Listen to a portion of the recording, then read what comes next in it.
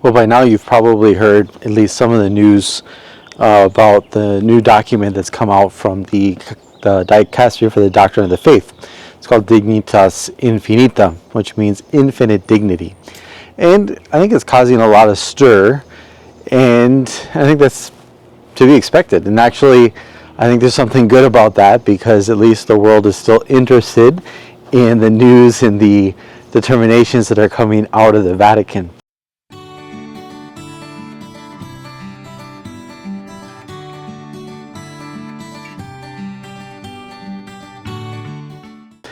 Because as much as our world tries to separate itself from God so often, well, there still is that deep, innate human need for something from beyond, right? We need God.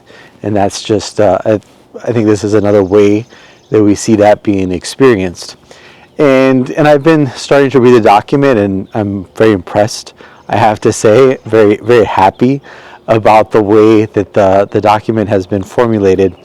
And I, kind of an initial reflection that I've made for myself is that I feel that so often in our world, we try to have a certain dichotomy, a separation between compassion and doctrine, right? And it's kind of this idea that you have to be on one side of the aisle or the other. Either you're somebody who is showing compassion, or you're somebody who is emphasizing doctrine. And I'll let you guess which side people think that I'm on most of the time.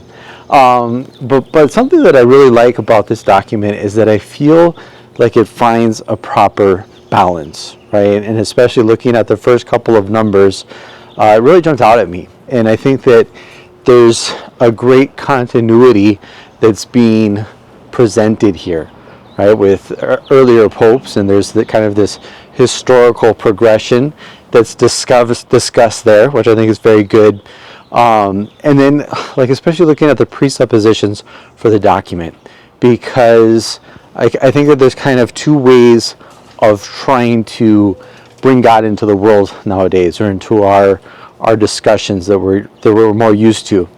You can either focus very much on the problem at hand, and from there try to draw out the proper principles.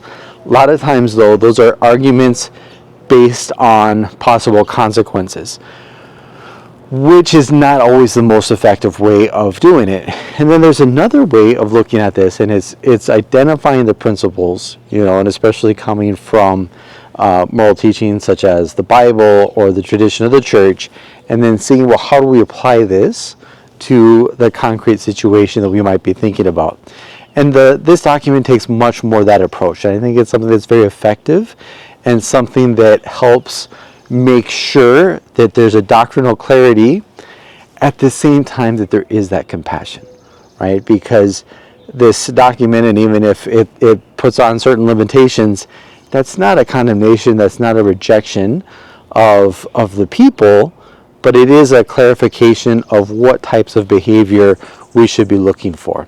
So personally, I found that very, very interesting, very encouraging to see the direction that this new document has taken. And I'm looking forward over the course of the next couple of weeks, to continue digging into this document, because I think it's something that offers all of us a lot of perspective, and hopefully helps us to reflect that infinite dignity that at the end of the day comes from God.